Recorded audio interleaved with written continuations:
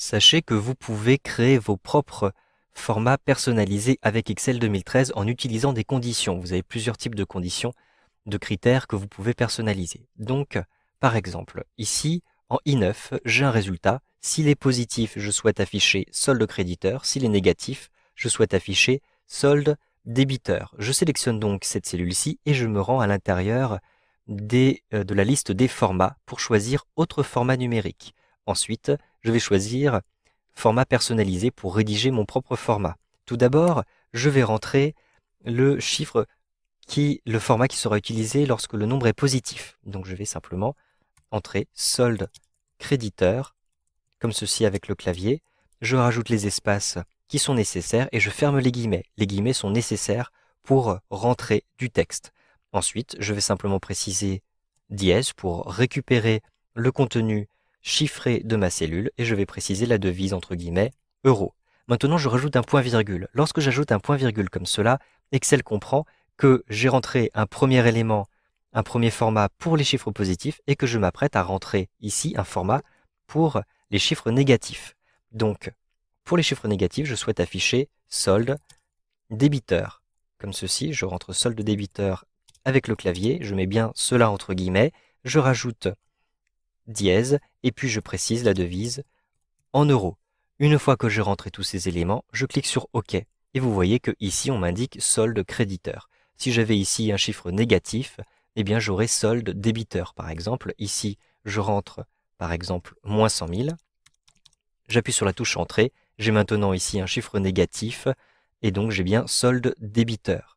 Je vais annuler cette action, donc CTRL Z tout simplement pour récupérer les chiffres qui étaient là à l'origine. Maintenant, je vais créer un format personnalisé ici pour I3 jusqu'à I8. Vous voyez que j'ai par exemple du texte, j'ai des valeurs positives, j'ai des valeurs négatives et j'ai même des valeurs égales à 0. Je vais donc utiliser les différentes parties du format personnalisé pour indiquer au programme comment afficher ces différents éléments. Donc je vais simplement cliquer ici dans la liste, je vais choisir autre format numérique et je vais personnaliser mon format numérique. Donc tout d'abord, je vais rentrer le format pour les valeurs positives. Donc simplement 0,00 parce que je souhaite avoir deux décimales et je précise euro pour la devise. Ensuite, point virgule. Le programme va donc comprendre que maintenant je m'apprête à rentrer le format pour les valeurs négatives. Je souhaite les afficher en rouge. J'utilise donc des crochets. Vous pouvez utiliser les crochets avec votre clavier, comme ceci, et je vais préciser entre crochets rouge parce que je souhaite utiliser la couleur rouge. Ensuite, je rédige mon format, donc 0,00 pour deux décimales, et je précise la devise comme ceci. Point virgule. Le troisième élément que je rentre après ce point virgule sera réservé aux valeurs égales à 0. Donc je vais préciser, par exemple, la couleur bleu. Je souhaite avoir du bleu, donc je rentre tout simplement bleu entre crochets. Et ensuite, je vais préciser donc le type de format 0,00 et la devise euro. Maintenant, je rentre un point virgule et je vais donc pouvoir créer un quatrième format qui sera réservé automatiquement au texte. Je vais par exemple utiliser la couleur verte. Donc entre crochets, je rajoute ici vert et comme il s'agit d'un texte, je récupère le contenu avec arrobase. Maintenant, je clique simplement sur OK et comme vous pouvez le voir, j'ai une valeur négative en rouge, une valeur égale à 0 en bleu et une valeur qui est du texte en vert. Je vais maintenant créer un autre format ici de F3 à F8. Vous voyez qu'il s'agit ici de stock. Donc je souhaite être averti que le stock est très bas. Par exemple, lorsque j'ai moins de 5 éléments, je souhaite l'afficher en rouge. Je vais donc devoir créer un critère un petit peu particulier qui n'est pas compris dans les arguments de la création des formats personnalisés que vous avez pu voir. Donc je vais simplement cliquer ici dans la liste, puis je vais choisir autre format numérique. Maintenant, je choisis le format personnalisé et je vais rédiger ici un type de format personnalisé un petit peu particulier. Tout d'abord, je vais préciser la couleur que je souhaite utiliser, donc rouge, par exemple, comme ceci, et je ferme les crochets.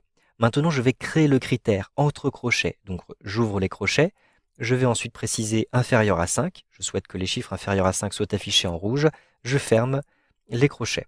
Ensuite, je souhaite utiliser par exemple un point d'exclamation. Donc, je vais mettre le point d'exclamation entre guillemets. Ce point d'exclamation doit apparaître à gauche de ma cellule, tandis que le reste va apparaître à droite. Je vais donc rajouter une petite étoile et un espace pour indiquer qu'il faut faire afficher autant d'espace qu'il faut pour remplir la cellule entre ce point d'exclamation et le reste. C'est simplement une indication que vous allez voir tout à l'heure. Ensuite, je n'ai pas besoin de décimale, donc je rentre 0 tout simplement.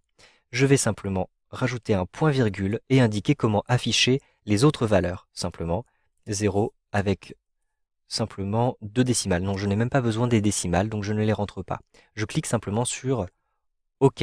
Et donc, comme vous pouvez le voir, lorsque mon stock est inférieur à 5, je vais avoir un point d'exclamation. Je peux rajouter ici 1. Il y a un point d'exclamation avec une couleur rouge. Je peux aller jusqu'à 4 comme ceci pour avoir le point d'exclamation et la couleur rouge qui m'indique qu'il me faut commander à nouveau des tablettes. Je vais créer un dernier format ici de E3 à E8. Donc ici pour le nombre des éléments vendus. Je vais simplement ajouter vente derrière les nombres. Donc par exemple ici je vais avoir 530 ventes, 206 ventes, etc. Une vente. Cependant, lorsque je vais avoir plus d'une vente, je vais avoir un S à vente, tandis que ici une vente, je n'aurai pas de S à vente. Donc je vais créer simplement un format adapté. Je clique à nouveau dans la liste des formats, je choisis autre format numérique et je vais créer un format personnalisé. Ici, je vais rentrer, à cet endroit-ci, des crochets, donc les crochets comme ceci, et à l'intérieur des crochets, je vais préciser lorsque la valeur est supérieure à 1.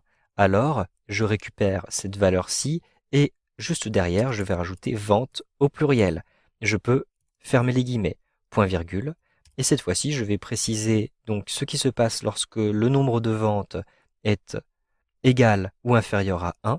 Je rentre simplement la valeur qui va être renvoyée et ensuite vente, mais cette fois-ci au singulier, comme ceci, et je ferme les guillemets. Je clique sur OK pour valider.